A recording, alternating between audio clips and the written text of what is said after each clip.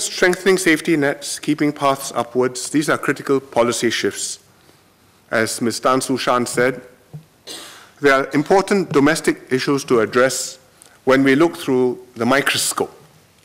But we should also look through the telescope and see where we want Singapore to be. And we are in a much stronger position today than we have been at any time in our history. Our international standing is high. Businesses want to come here.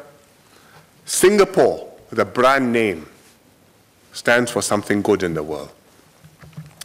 We ourselves may not always appreciate this, but many people who visit us are very impressed by what they see. And I cast around how I could convey this sense to you, which I feel, my colleagues feel, which Singaporeans who travel and work abroad feel acutely because they see it and they see the respect that they attract once they say, I'm from Singapore.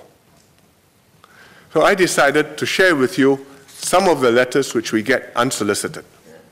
I receive them from time to time. Mr. Lee Kuan Yew, in his old age, also still receives letters from time to time, so I'll share one which I got and one which Mr. Lee got recently.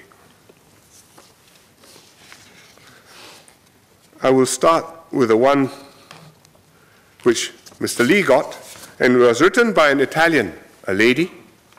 Her boyfriend, her fiancé, asked her to come and to work for our YOG when we had the YOG in 2010. So she came, she lived here for a while. She's gone back, she's married. And she wrote this letter recently to Mr. Lee, quite unsolicited. And she said, I'd spent the happiest period of my life in Singapore. I lived with my fiancé in Red Hill, a few steps far from YOG office. I came back to Singapore last August and saw that now the Alexandra Park connection was completed. I think she means the Alexandra Park connector. Honestly, I cried in seeing those places. I have missed them so much after leaving Singapore. But I could meet all my friends and ex-colleagues. They organized my birthday party and eat with them all my favorite food. I'm crazy of carrot cake, the Chinese carrot cake. Bak kut teh, dry noodles, rice porridge. The one in the hawker center in Red Hill is amazing. Crab, dim sum, and many other dishes. Singapore food is simply delicious. I have met great friends and we always keep in touch. Then she talks about others, how she's seen the world and she knows what Singapore is. And she says, I write for a geopolitical analysis website for free and for pleasure. And I wrote an article about the Singapore model in 2012, and one about you that will be published in the next days. In Italy, no one apparently studied or was interested in Singapore, so the website director is happy I can write about Singapore. I would like to keep this passion and write more in the future. I hope to have the chance to meet you one day. Just to shake your hand and tell you personally how great you are.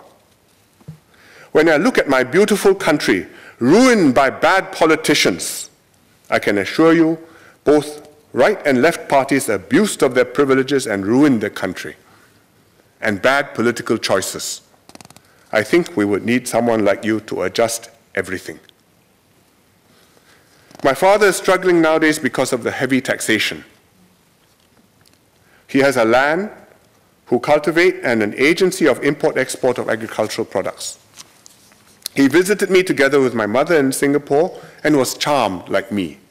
If I can get enough money one day, I will buy a small property so I can spend more days in Singapore, maybe with my father, if he can still afford a long hour's flight, and show to my baby how beautiful it is. So I think we made a friend. And here's another one. This is a Danish man, and he came to Singapore as a student to study in INSEAD, the MBA program, the French MBA program in Buena Vista. And he says, he wrote to me, thank you, Singapore, he says. Sometimes you meet people who talk about life-changing experiences, and our stay in Singapore was as such. Of course, studying at INSEAD is that in itself, but attending the school in Singapore somehow just changed me as a person and it is very difficult to pinpoint exactly what did it. The proudness of the Singaporeans, the climate, the perfectly working infrastructure, the hospitality you meet as a student at INSEAD, the police officers who several times took their time to say hi to my boys at the streets because he had 2 sons. The kindliness from the everyday people all around. Of course, it is a sum of all this that makes Singapore to what it is to me. In the next 5, then he went back to Fontainebleau in France. And in the next 5 years, a lot happened. I finished my MBA in Fontainebleau. I have had a really exciting and giving career since, thanks to what I learned at INSEAD. However, we often talked about our time in Singapore. And when we reached the 5-year mark for our departure, I took my boys back to visit our country for 3 weeks in 2010. And we met no disappointing issues, events, or experiences. It was just like coming home.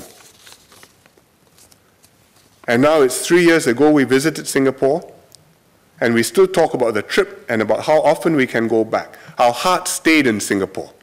So we will come back for most of September this year. He was writing last year. And hopefully also be able to see the F1 Grand Prix, so we can have the chance to experience that as well. So I just want to say thank you, Singapore, for what you have given me and my family. And if I can do anything to give something back, I would be happy to do so. And it could be anything.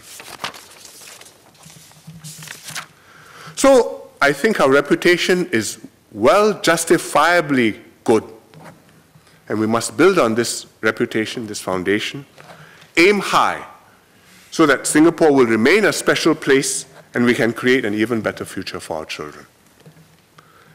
This debate hasn't touched very much about economic policies. It's partly because we had a thorough discussion during the budget in February and March, but I think also because MPs feel that the policies are on track, as many of you have noted. But there's much work ahead in transforming our economy. We mustn't assume that success is guaranteed or that we can sit back and relax, or that economic success is unimportant. Sometimes when people talk, it sounds like that's passé for you to emphasize economic success. Why are you obsessed with this? Because it is important, and if you don't have that, we are in for a zero-sum game and a nasty time. We have to work hard to succeed. Singaporeans do work hard, but others in Asia are working just as hard, some harder, and many, many are hungrier than we are. And we must have that ambition and the drive to secure our place in the world's leading cities and make this a city where every citizen can live a fulfilling life. And then we can grow the pie, and then we can give everyone a share of our success.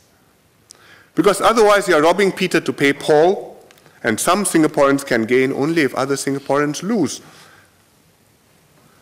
So that's what we should be doing, working together to grow.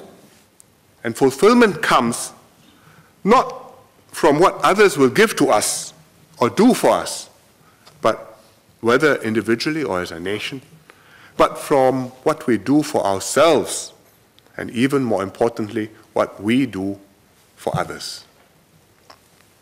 So we've got to keep Singapore this sort of a place where the economy thrives and the human spirit thrives.